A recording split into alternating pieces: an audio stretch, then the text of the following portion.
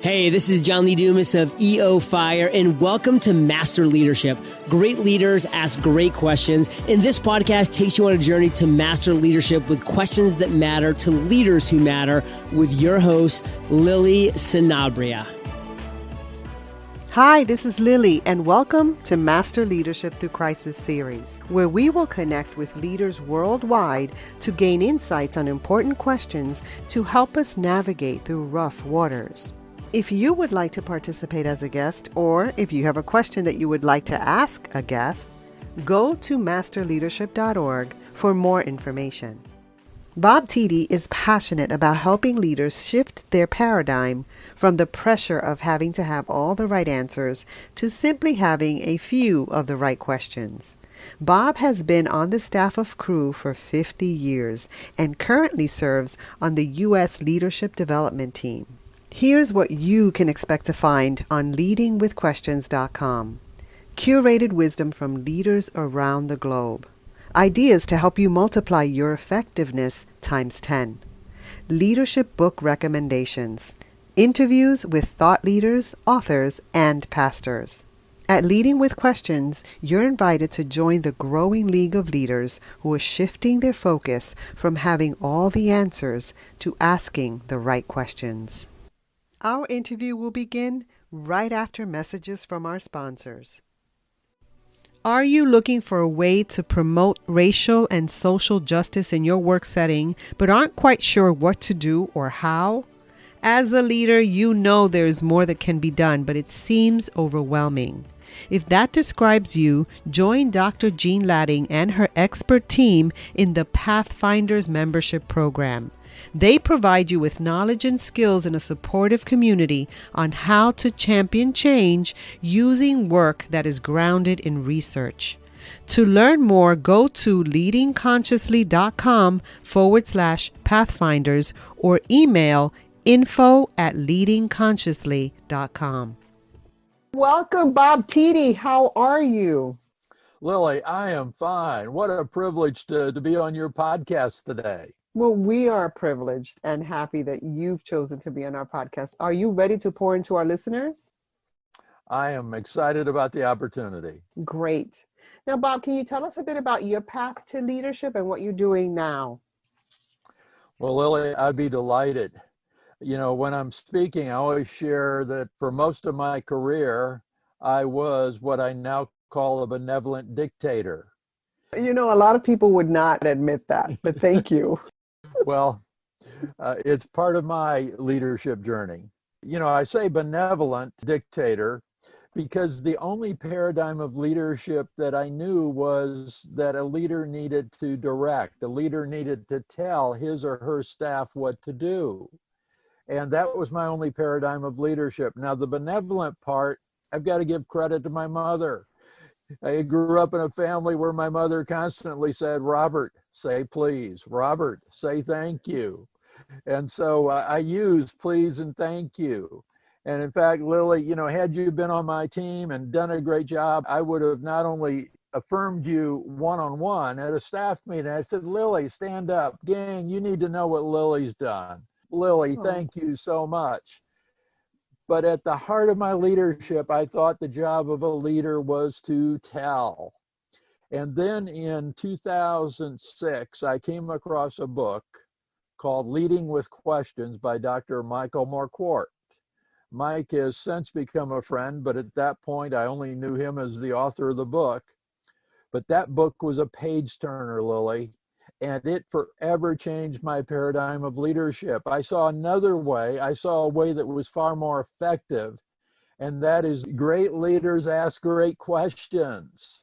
And Lily, that started me on my journey. I was on the leadership development team. I started teaching out of that book. I put 8 seminars together. I became known in our organization as the question guy. Fast forward a bit. In 2012, a colleague encouraged me to start a blog. Well, if you're going to start a blog, what are you going to blog on? And I thought, I don't want to do just another leadership blog. There's so many good ones already. And I asked a question of myself, was there a niche of leadership? And instantly I had the answer. The niche was I needed to do something with this question thing. And so in 2012, I launched my blog. And Lily, when you launch a blog, I know you know this, one of the first things that you have to determine is what is the blog going to be called? And then you have to check out to see if that website name is available. And I typed in the name of Dr. Marquardt's book, thinking that either the publisher or the author would have tied it up. But leadingwithquestions.com was available at baseline price. So I grabbed it and I started blogging. And Lily, fast forward, today my blog is followed by leaders in over 190 countries. And I've also written 3 free ebooks, all of which are available on my blog, leadingwithquestions.com, for free. And they're also available beside English in Spanish, in French, and in simplified and traditional Chinese, and soon Portuguese and Polish. That's awesome. That started my journey. And, one of the things I share is that leadership is not so much about having all the right answers as it is about having some of the right questions. And when I share that with leaders, and if you grasp that, a huge burden rolls off. Because if you're a leader who thinks you need to have all the answers, the reality is none of us have all the answers. Lily, there was times when I was the benevolent dictator and I'd be asked something from my team and I didn't know. Guess what I did? I made up an answer on the spot. Yeah. And they probably thought, he doesn't know, he just made that up. But if you're a leader who understands you don't need to have all the answers, just some of the questions. So imagine a staff member says, Bob or Lily, what do you think we should do about this? It is fair game to turn it around and say, wow, that's a great question. What do you think? And what else? And just knowing you don't have to have all the answers, but just some of the questions. Well, that's a bit of my leadership journey, Lily. So where can we get in contact with you? Where can we get access to your books? Well, if you just simply go to leadingwithquestions.com, right at the top, you'll see a link there you can click on that'll take you to the resources. And you enter your email address and you'll have access then to everything that's there. There's also several audiobooks that I did. I didn't do the Spanish audiobooks, but they were done by a wonderful friend, and would love to invite anyone listening to come and access the free resources or to subscribe to the blog. It's free, and you'll join the leaders in 190 nations on a weekly basis. Receive another dose of great questions, what I call turnkey ready questions that a leader can instantly turn around and ask colleagues, staff, clients, prospects, friends, or family. I love that you lead with questions. Your journey is very unique and interesting. The fact that you pivoted, and it's never too late to pivot and change, right, Bob? That is absolutely right. And that's a good thing.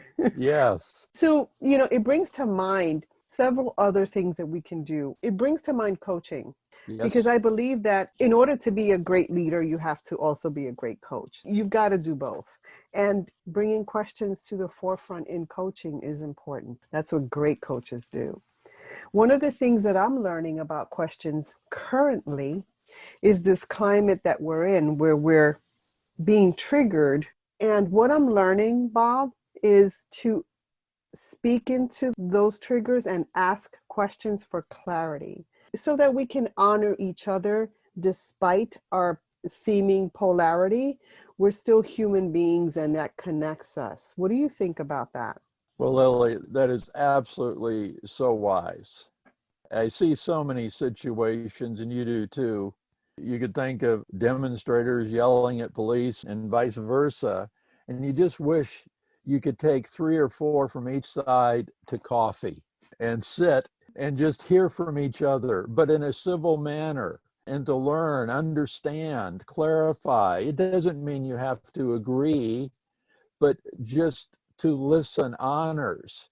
And I find that when we sit and listen, we actually learn some things. but also that anger just kind of evaporates. And it's not that we may leave all in agreement, but we leave that conversation realizing they're a human being just like I am. That's right. And it changes the atmosphere. The work that you do is incredibly important. And so at the time of this interview, we're hopefully at the tail end of the COVID-19 pandemic. We don't know, right? That's a question. So Bob, what quotes, advice, or practice has helped you most during crisis? Well, again, that's a fabulous question. You know, if I was the podcast host, I'd like to learn from you on this same question. But not long ago, one of my colleagues was just sharing that he'd just gotten off a Zoom call with his team. And he said, today I asked them, and he shared the question he asked. And I went, wait a minute, give me that question again. I said, that's an incredible question. And in fact, 2 or 3 days later, again, with his permission and honoring that he was the source of the question, I did a special blog post with this question. And here was his question, but Lily, imagine this. It's easy to imagine. You're on a Zoom call with your team and you're seeing where they're all at. They're all in their homes somewhere. Imagine there's even one staff member, they're on a card table in a walk-in closet because it's the only place they could get to be isolated. But maybe they're in a back bedroom. Maybe they're at the kitchen table. And here was the question my colleague asked. He said, when you walk out that door, now he didn't mean the door of your house to go outside, but the door of, you know, that back bedroom, the door of that closet. Even if there isn't a door, you're at the kitchen table. But when you leave the space you're in, when you walk out that door, what are you walking into? And what he so wisely recognized is that people are not experiencing just one crisis, but there's multiple crises. They may be walking out the door into a difficult spouse, or they may be walking out the door and the spouse has been laid off, and so there's actually a financial crisis. Or what so many are experiencing is kind of a child care crisis. They may have a little one that they're trying to bounce on their knee who's age 2. The child care center isn't open anymore, and yet they're having to work and take care of this child. Or there's many parents who had no intention to be a homeschool parent, and even though school is online, the children require lots of attention and help to get online, to be there. And so there's many crises. And Mark just said, as the staff answered, you know, one observation is nothing changed as a result of them answering. Their situation was still the same. But he said it seemed like all of them felt lighter. And all of them felt like, wow, I'm on a great team because we actually care about each other. Yeah. His name is Mark Rutter. I said, Mark, that is an incredible question. That's not the only time that Mark wasn't one and done. But he gives his staff an experience that he really cares about them beyond just what are they doing to get work done. And consequently, I feel like, wow, there's loyalty there on the part of his staff. They love being a part of that team where they feel cared for. They also feel understood. They also feel like Mark understands their situation, values, and puts that together. To do that on a Zoom call is very important, and it's not easy. And this is something that we can practice on our Zoom calls because people need to see and hear that we care. Hey leaders, stay tuned for the rest of the interview following this brief message. Did you know there's an island in the Mediterranean where the cost of living is a fraction of where you live now? Where the property value is 1/3 of any other Mediterranean country? Where you can swim in the cleanest waters in Europe, where you can enjoy 300 days per year of sunshine, eat organic food, live in one of the safest countries in the world, while being surrounded by breathtaking sea and mountain views. Welcome to North Cyprus. The amazing quality of life on the island of Cyprus has been known for many centuries. Many come to Cyprus today to invest in a booming property market. Win Campus is a unique concept where growth-minded individuals come together to focus on optimal health, collaboration, business growth, and building a lifelong community like you've never experienced before. Investments start at $77,000, 30% down, and no interest payment plan. To learn more, schedule a discovery call at masterleadership.org/travel and learn about investing in a place where you come alive. If you want to make money and change lives by selling your knowledge online, do not launch an online course. Only 6% of those are ever completed. Create instead your own branded app and launch the ultimate learning experience that sells. Passion.io is a drag-and-drop platform where you create interactive content to sell using your own branded app. Forget any tech hassles. You deserve a platform that makes it easy. You can move your existing clients, you can reach new clients, or you can even swap your online course for something that actually works.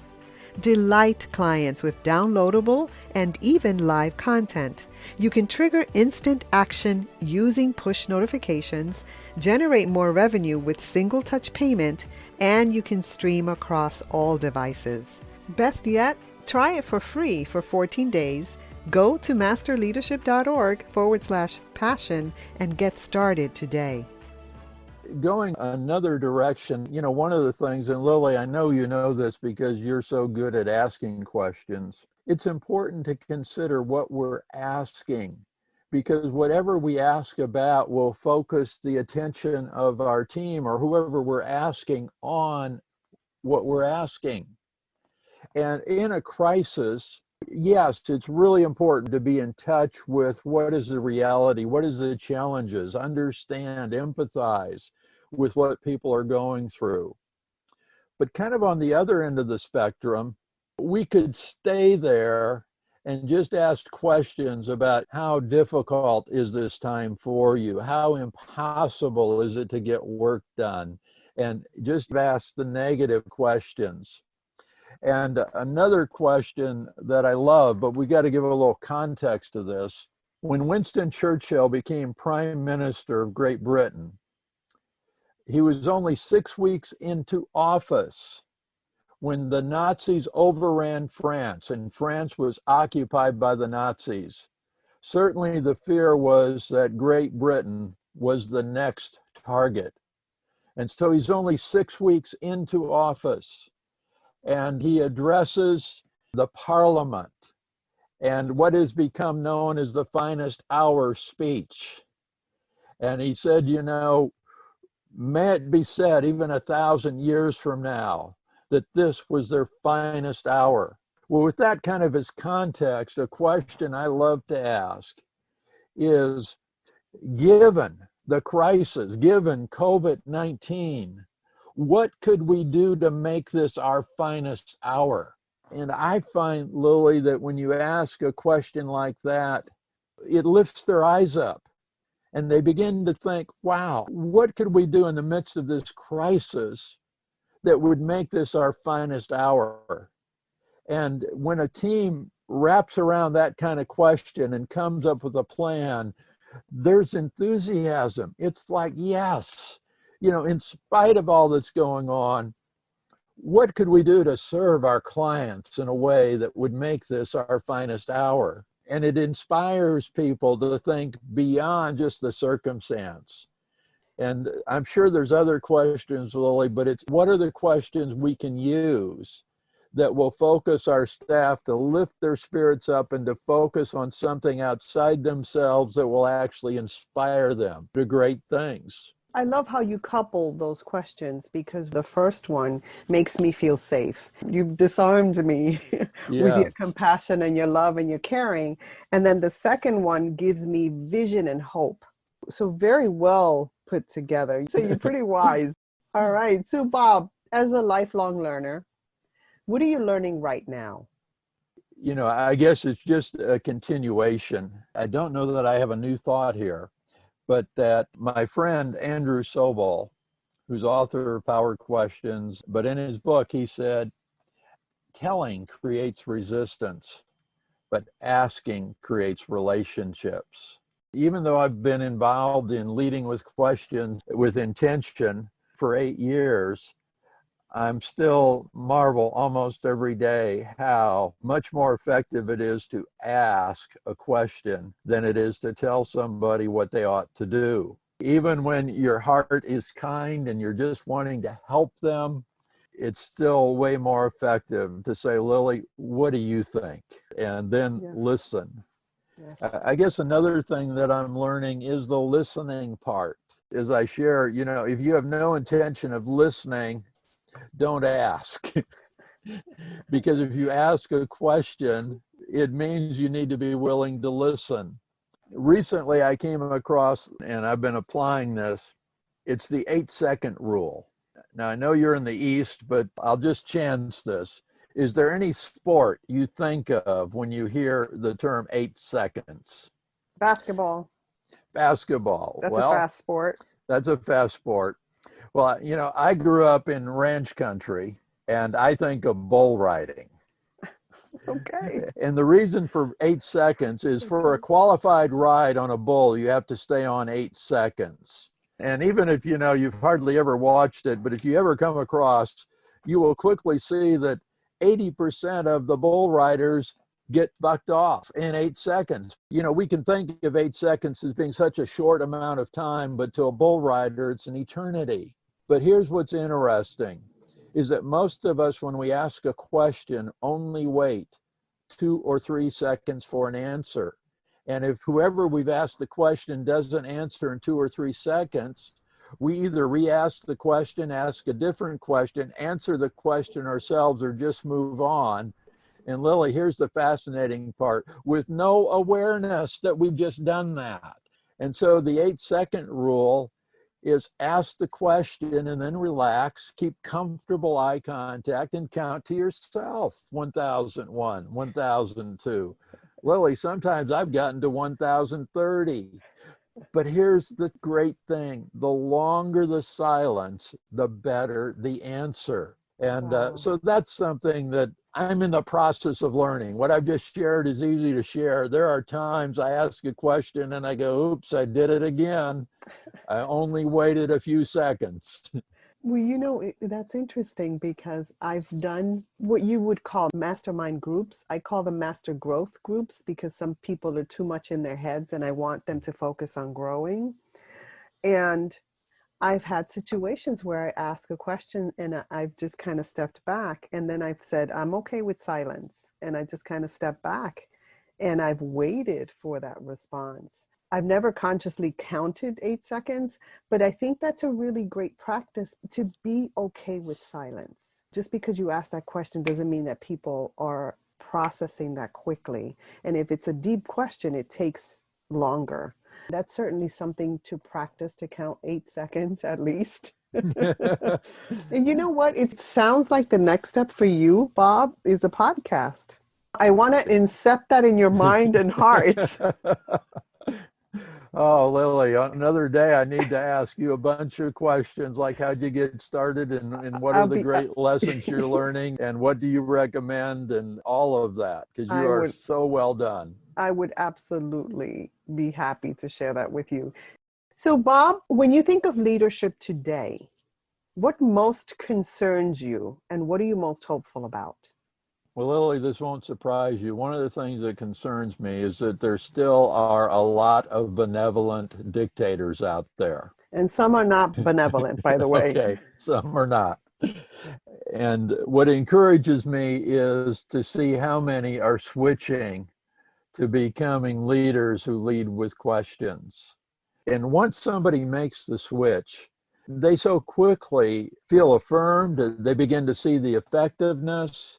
Lily, when I'm speaking, I ask a really silly question. I say, if you were in a rowboat with your entire team and there were oars for everyone and the goal was to get to the other side of the lake as quick as possible, how many of them would you want to have row with you?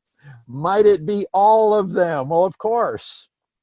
And I say, okay, imagine that same team, but now you're around the conference table. and you're wanting to figure out the fastest way through a problem or the fastest way to take advantage of an opportunity. Why, as a leader, would you want to be the only one with your oar in the water? Only you figuring out, what do we do here? Pulling all that weight, right? Yeah, yeah. Why would you not want to get all their oars in the water by saying, team, what do you think we might do? And then listening. And I point out to leaders, you are not forced to go with something they say, but you're listening, you're hearing these ideas, and suddenly, Lily, I'll just imagine you're on my team and Lily shares an idea, and I'm thinking to myself, wow, I hadn't thought of that. That's an incredible idea. And so, Lily, I not only thank you for the idea, I go one more step. I say, Lily, that's brilliant. Would you lead our team in executing on that idea? And now, as a leader, I've not only found a better idea than I had, in this scenario, how motivated would you be to execute with all your might on your idea? I love that you add value and that you empower through that process. Yes. If you're my boss, I would certainly ask you, would you equip me?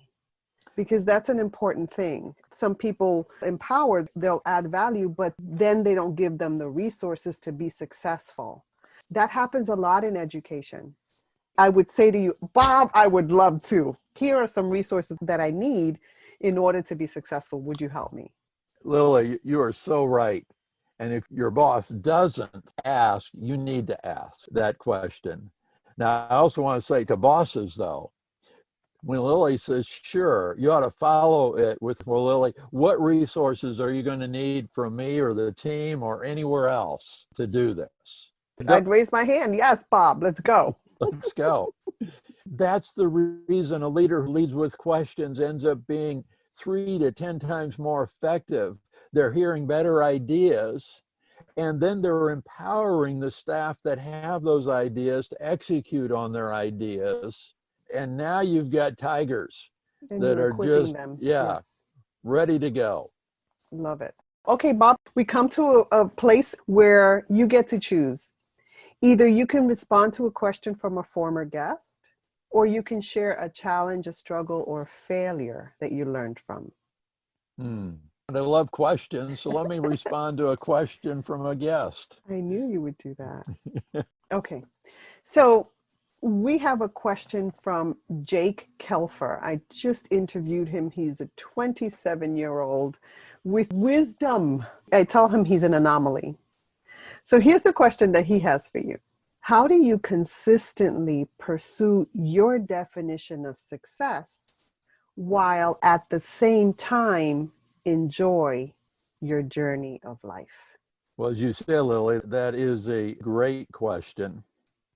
And if Jake was present, I just want to tell you, I always follow a question by asking a question. And that question would be, Jake, tell me more. And it allows me to better understand exactly what Jake meant. Not that his question is a bad one. I'm just saying I found that following a question with, please tell me more, in so many situations has allowed me to actually give a better answer because I more fully understand. I think that's a really wise question. I am in such a good spot in my life right now because when I made the switch from having to have all the answers to just some of the questions, it's like I know that asking the questions of people helps them grow. It affirms them. Here's a quote. Being heard is so close to being loved that they're almost indistinguishable. And that was David Augsburger. Being heard is so close to being loved that they're almost indistinguishable. And so back to Jake's question, just pursuing, asking and listening, really listening, and not listening just to respond, but listening to understand. I find that that's something I really enjoy and enjoy more and more. And because I'm not in the pressured position of having to have the answer, but listening to their answer, I don't find the struggle or any tension between doing that and what I'm experiencing. So to you, it's the same thing, success and enjoying your life. It goes hand in hand. Yes, exactly. Perfect. Now, as a listener of this podcast, what is a question that you would like a future leadership guest to respond to? Well, this won't surprise you, Lily. A question I like to ask leaders, there's actually two. Number one is, what is the value of questions in your leadership? The second question is, and Lily, if there's time today, I'd love to have you answer this one. And that is, what is the greatest question you've ever been asked? I think these are great questions, very wise. Not many people ask me questions, but I'm going to respond to your question. The second one, what is the greatest question that you have ever been asked? And I would say, do you want to get well? If you've listened to my journey, there's been a lot.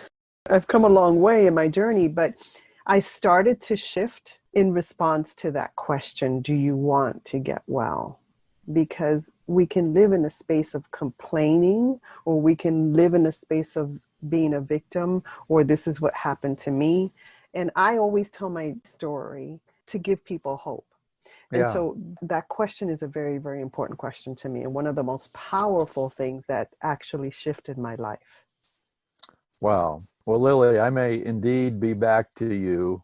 A future book that I'm toying with is, what is the greatest question you've ever been asked? And to get responses from different people around the globe, I think will be just absolutely fascinating. Not only to hear what that question is, which is a great one that you just shared, but then to hear the story. And I know you have an incredible story that goes with that. Again, I'm likely to be back on that topic, Lily. I love this. So, Bob, is there anything else you'd like to share with our listeners? Well, Lily, again, thank you for another great question. I'm thinking of the current post on my blog, which is a guest post. And in fact, it's a whole nother topic. 80% of the posts on my blog are actually guest posts. And this one's by Leah McLeod. And it's 8 questions you should be asking your boss. And I know in this time where many people have been laid off and are pursuing new opportunities, something that's a bit counterintuitive. Whenever someone says to me, hey, Bob, on my way to a job interview, I always say, what questions are you going to ask? And many times they like, well, my job is to give great answers, not to ask questions. That's their job. And I share with them, obviously, you want to give great answers to their questions. But did you know that the interviewee who asks great questions actually gives the appearance to the interviewer or interview team as being brighter, wiser than one who just gives great answers? And so go into the interview prepared to ask some great questions, asking those questions that actually can separate you from the rest of the candidates. And so the blog today, 8 questions you should be asking your boss, are some of the questions that you may find very helpful. Wow, what a great way to end this. And again, in order to connect with Bob, leadingwithquestions.com. Bob, I want to thank you so much for adding value to me and to our listeners. It's been a great conversation. Lily, it's been a privilege. You ask great questions. Wow. Thank you so much. That means so much coming from you. Have a fantastic day. My pleasure. Bye-bye. In closing, here's a quick message. Coaching is the art of influence that underpins leadership in the 21st century. It is the very thing that can get you from being stuck to being extraordinary. So go to masterleadership.org and sign up to get a free coaching session. Until next time, continue to ignite that leader in you.